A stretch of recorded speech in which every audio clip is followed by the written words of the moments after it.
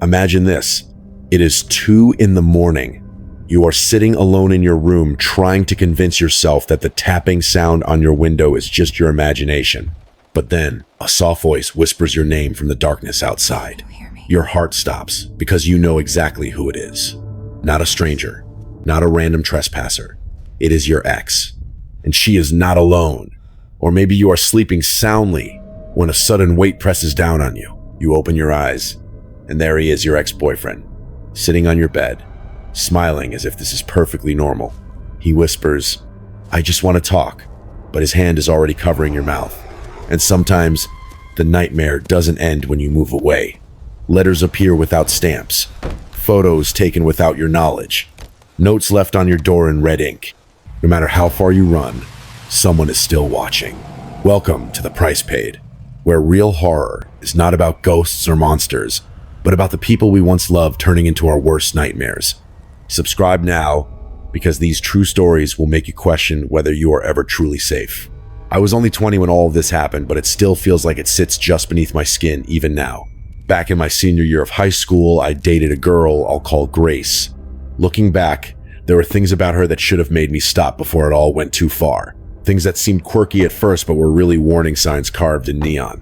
But at 18, you don't think about red flags, you think about how good it feels to have someone interested in you.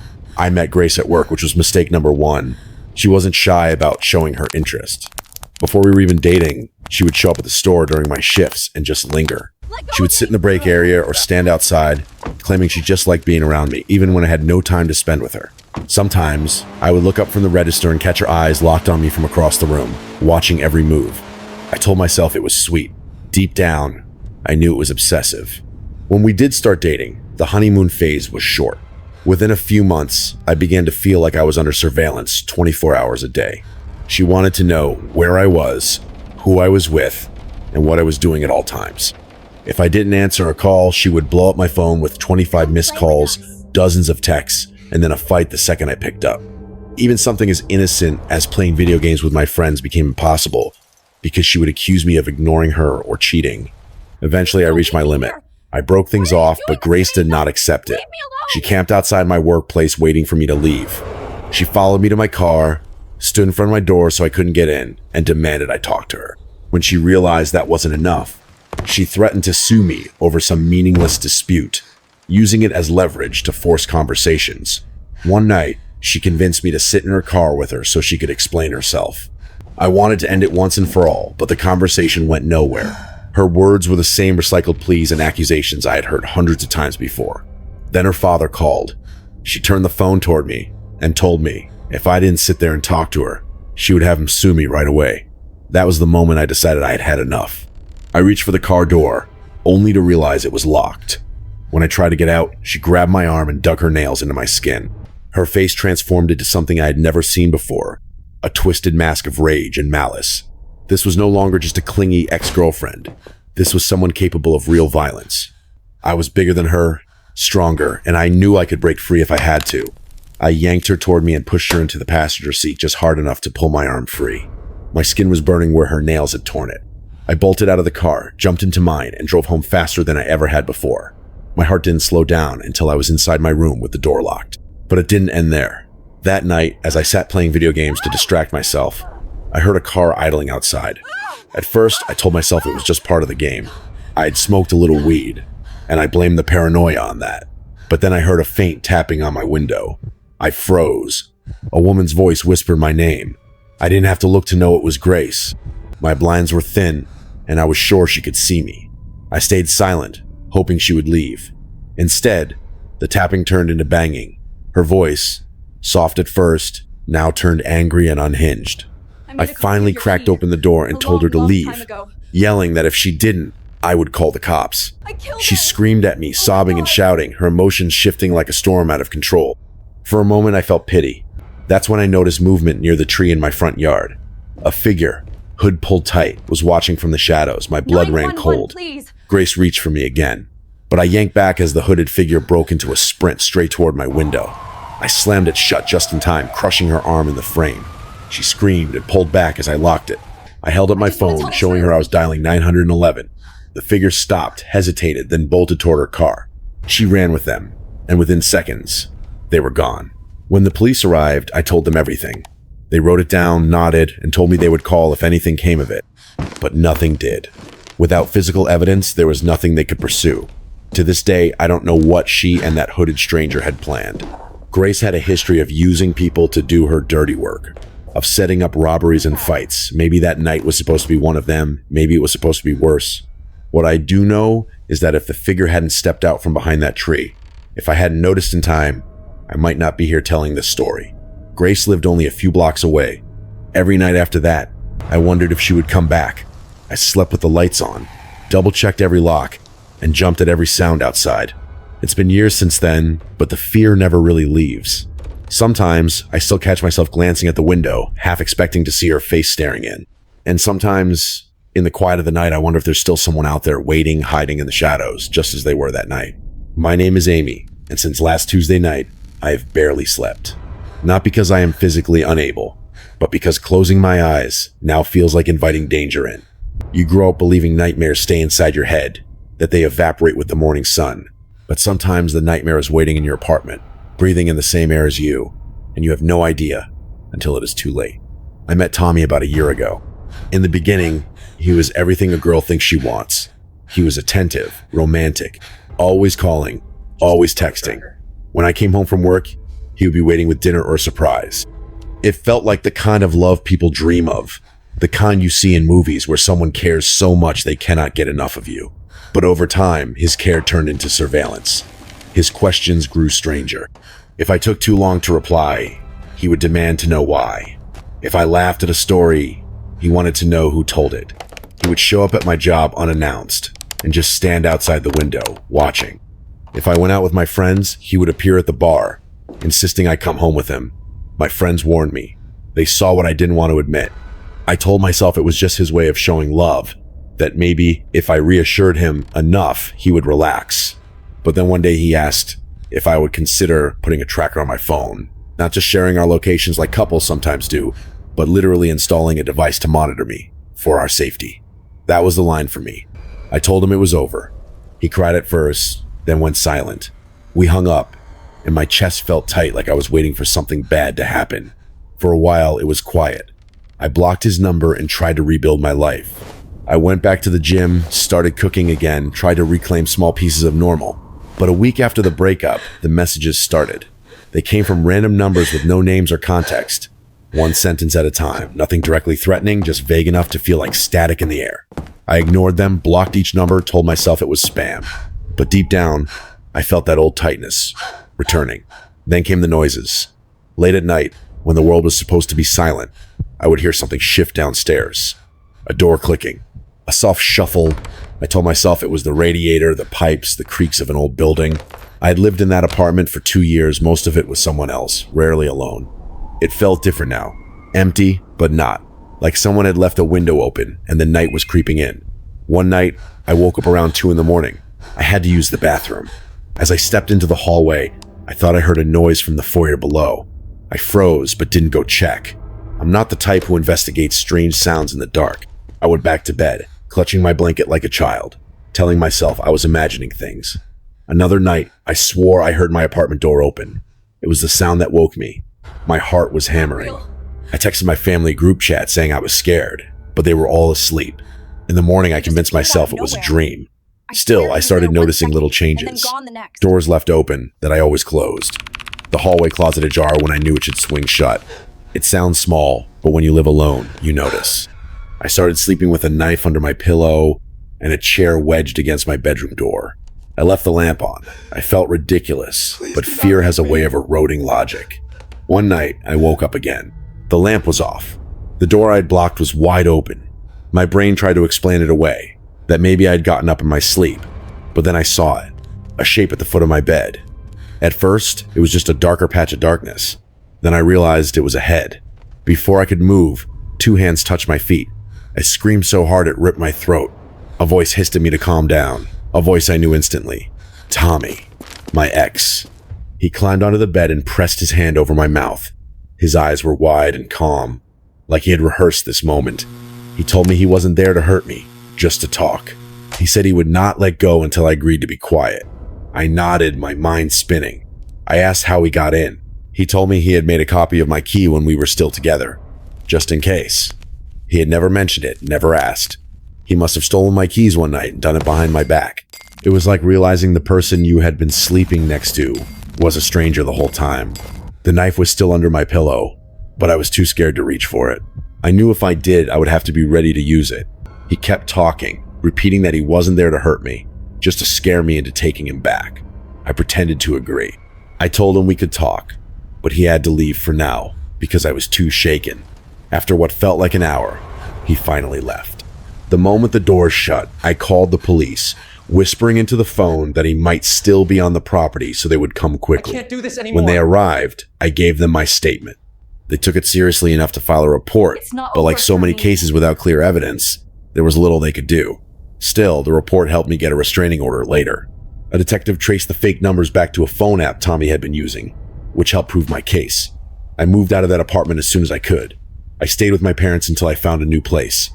Even now, in a safer building with better locks, I sleep lightly. I jump at creaks and shadows. The memory of waking up to him in my room still crawls under my skin. If there's one thing I've learned, it's that you cannot always tell what someone is capable of until it's too late. And if there's one thing I want to tell anyone who will listen, it's this. Trust your instincts. If someone shows you signs of obsession or control, do not dismiss it. Get away as soon as you can. Do not wait for the night you wake up to find them standing over you. When I first met Marissa, I thought she was one of the most magnetic people I had ever encountered. She was intense in a way that felt like fire, pulling me into her orbit. She would surprise me with little gifts, write sticky notes full of poems, text me goodnight every single night without fail. I mistook her intensity for passion, for depth. I didn't see the edge of obsession hidden just beneath the sweetness. At first, her presence was thrilling. She had this way of making you feel like the center of the universe. But slowly, the thrill became something else. If I was 5 minutes late answering a text, she would bombard me with messages that started worried, then angry, then apologetic. If I liked a post on social media from someone she didn't know, she would accuse me of cheating. When something I said made her uncomfortable, she would shut down, sitting in my apartment for hours without speaking, staring at the wall, waiting for me to reassure her. I excuse it all. Trauma.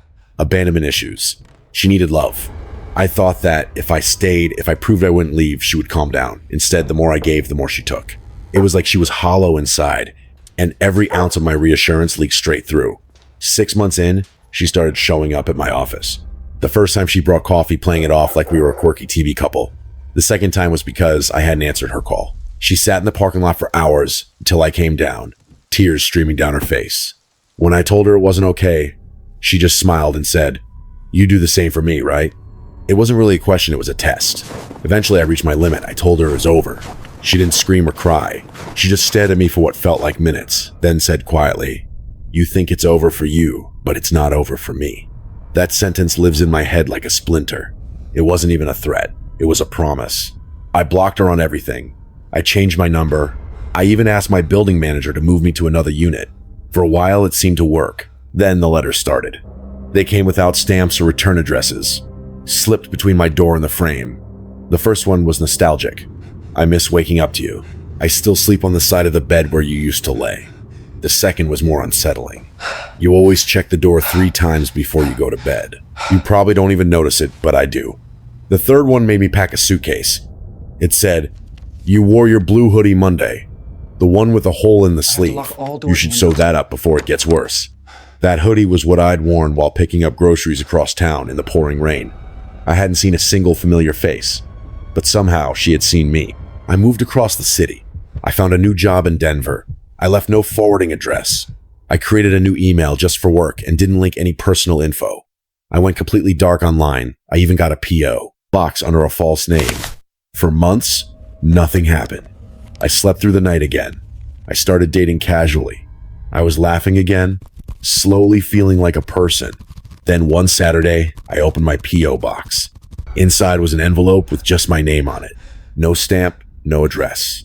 Inside was a Polaroid of me walking into my apartment building, earbuds in, coffee in hand, snow on the sidewalk and mountains in the background. On the back, written in red ink, it said, "Your shoulders slouch when you're tired." I didn't wait. I moved again, this time paying cash for a rental in a smaller building with fewer tenants. I switched jobs to work fully remote. I got a rescue dog, a big German Shepherd mix, hoping his presence would keep me safe. I deleted everything online. For almost a year, it worked. No letters, no pictures, no signs. Then one evening, I came home to find a yellow sticky note on my front door. It said in red ink, "I don't like the beard." My stomach dropped. I had grown it out only a few months earlier. Nobody had seen me with it except my dog and maybe my webcam, which I kept taped over unless on a call. I shaved it off that night. The next morning, another note was waiting, tucked under the windshield wiper of my car. It said simply, "Better." I contacted the police again, filed another report. They told me without threats or property damage, there was little they could do. I asked about a restraining order. They said I needed proof she'd been near me. Without catching her in the act, I had nothing. I changed my habits. I locked every door twice, drew the blinds, memorized the creaks in the floorboards. I hardly slept. Weeks passed with no incident. I started to wonder if maybe the notes were old, maybe she'd left them a while ago and I was only just finding them. But deep down, I didn't believe that. Then one night I woke up with a terrible feeling, like someone had been standing over me and had only just stepped out of the room. I checked the doors and windows, even under the bed like a child. Nothing. But the next morning, taped perfectly to my front door was a small envelope. Inside was a photo of Marissa and me from years ago, taken in a photo booth at a boardwalk. We were smiling, her head on my shoulder, but her eyes had been gouged out with something sharp. I didn't wait this time. I didn't move across town. I moved out of the city completely. I found a small cabin 3 hours into the mountains, surrounded by pine trees with only one road in. I paid in cash and used a fake name. I left my smartphone behind and got a burner phone for emergencies. I worked remote through a secure VPN. Only my immediate family and my best friend knew where I was. I kept to myself. The only visitors were delivery drivers dropping groceries at the end of the driveway. For a month it worked. I barely went into town. The woods were silent, blanketed in snow. I almost let myself believe she was gone. Then one night my dog went ballistic, barking and clawing at the door. In the morning I found footprints in the snow circling the cabin, moving from window to window. No notes, no photos, just prints. I packed everything that day and drove back to my hometown. Now I live in a house with 3 military veterans. Their trucks, their flags, their plates are a kind of warning to anyone thinking of showing up. I don't know if Marissa ever plans to stop. Maybe she will move on to someone else. Maybe she won't. But for now, at least, I sleep with the sound of other people in the house and a dog by my side, hoping the nightmare is finally behind me. There is something chilling about how these stories line up, even though the people involved have never met each other. They are separated by different lives, different cities, different backgrounds, yet the patterns are almost identical. Love that begins as devotion turns into control. Attention that once felt flattering becomes surveillance. And people who were once trusted partners transform into stalkers capable of violence. The first story of Grace shows how obsession grows in silence until one night it brings someone to your window with an accomplice in the shadows. She was never satisfied with words. She needed control, and when that slipped away, she escalated to threats, violence, and intimidation. Her presence at his workplace, her endless phone calls, her desperate attempts to hold on were not just signs of heartbreak. They were signals of danger. What started as toxic jealousy ended with a hooded figure sprinting across his yard in the dark. He was lucky enough to notice in time, lucky enough to slam the window before something worse could happen. But the knowledge that his own ex had planned to corner him in the dead of night is something that will stay with him forever. Then there is Tommy, who represents another side of the same terrifying coin. He began as a loving, attentive boyfriend, but his care turned into interrogation. Who did she smile at? Who looked at her that day? Where was she every second of every hour? When he finally asked her to let him track her phone, the mask came off completely. It wasn't love, it was ownership. Breaking up should have been the end, but for Amy, it was the beginning of weeks of paranoia. Strange noises at night, doors left ajar, the creeping feeling of being watched. All of it built to the horrific moment when she woke up to find him in a room, his hand covering her mouth, calmly confessing that he had copied her keys without permission. It wasn't the act of a man who wanted to talk. It was the act of someone who needed her to know she could never escape. The real horror was not just that he got inside her home, but that he had planned it long before she even realized she needed to get away. And then Marissa, whose obsession never stopped even after cities, jobs, and names were changed. Her love was intensity disguised as romance. What seemed like passion revealed itself as surveillance. When she began sending notes, It was clear she had no boundaries left, telling him how many times he checked the locks at night, pointing out the clothes he wore when she should not have been anywhere near him, leaving Polaroids of him taken in public, unseen. The further he ran, the closer she seemed to get, slipping past every wall he built. When he moved to the mountains far from everyone, she still found him. The footprints in the snow circling his cabin made it clear she would not stop. Even without words or photographs, the prints themselves spoke louder than any threat. They were proof that she was still watching, still waiting. Each of these stories carries the same spine of horror, people who cannot let go. They blur the line between intimacy and intrusion, between affection and possession. What makes them terrifying is not that they are strangers, but that they are the people you once trusted most. The girl who laughed with you in class now waits in the shadows outside your window. The boyfriend who held your hand at the movies now copies your keys to enter your home at night. The partner who once left you poems now leaves you photos of yourself taken from behind. The shift is subtle until it is too late, until you are already trapped in their grip. The law in each case seemed powerless. Police reports were filed, statements were given, restraining orders were attempted, yet without clear evidence, without catching someone in the act, nothing was done. That is what makes these stories more horrifying than any ghost or monster. Because monsters are supposed to be fought off. They're supposed to be stopped. But what happens when the monster is someone you loved, and the system built to protect you cannot act until after the worst has already happened? The emotional toll is another part of the horror that lingers long after the encounters end. None of the victims are the same people they were before. The boy who dated Grace can never look out his window at night without wondering if someone is there. Amy still sleeps lightly, her mind replaying the night she woke to find Tommy above her, whispering lies. The man who ran from Marissa will likely never again feel fully safe, no matter how many doors are locked or how many towns he moves to. They are not just stories. They are lives altered forever by people who mistook obsession for love. The chilling truth is that these are not rare occurrences. They are happening every day. People ignore the early signs because they do not want to believe someone they care for could hurt them. They dismiss the obsessive texts, the unexpected appearances, the controlling questions. They tell themselves it is passion. They call it devotion. But devotion does not watch from the shadows. Love does not leave footprints in the snow outside your home. Affection does not pin you down in your bed, demanding silence. The common thread running through all three nightmares is the thin line between romance and obsession, a line crossed so quietly that by the time you notice, it is too late to step back. The danger doesn't always come from the stranger in the alley. Sometimes it comes from the person who once swore they would never leave your side. And when that devotion turns to possession, the price paid can be your safety, your peace, your very sense of freedom. There is something uniquely terrifying about realizing that the greatest danger in your life might not be a stranger, but someone you once loved. These three stories are not about random predators lurking in alleys or shadowy figures hiding in abandoned houses. They are about boyfriends and girlfriends, partners who were once trusted, who crossed an invisible line where affection became obsession and love transformed into control.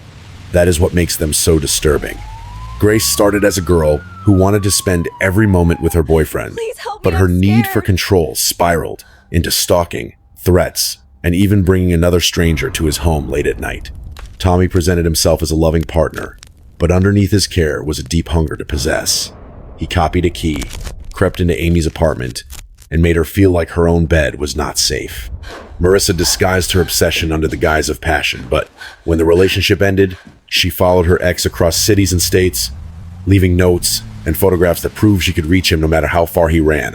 What ties these stories together is the helplessness of the victims. They knew something was wrong long before it escalated, but by the time they recognized the danger, they were already trapped in a cycle of fear. And when they turned to the system for help, the system failed them. Police could only act if there was evidence, but obsession leaves no fingerprints until it finally explodes into violence. So what do we take away from these stories? First, to trust the small alarms in our heads. If someone shows signs of control, jealousy, or obsession early on, don't excuse it as passion. Don't explain it away as love. Second, understand that leaving a toxic relationship does not always mean the danger ends. That is why it is so important to have a support system. Friends, family, even law enforcement when possible. And finally, to acknowledge that real horror is not confined to fiction. It lives in the ways people can twist love into a weapon, and how quickly someone you thought you knew can become the face you fear most. If you find yourself in a situation like this, Take action early. Document everything. Tell the people you trust. Change your routines, change your locks, I'm scared. and don't hesitate to involve the police, even if you think it might be a false alarm. It is better to be cautious than to regret being silent. Because the truth is, monsters don't always come with fangs or claws. Sometimes they come with flowers, with promises, with whispers of forever. And sometimes, by the time you realize the danger, it is already inside your home. This has been The Price Paid, where we reveal the chilling cost of misplaced trust and dangerous love.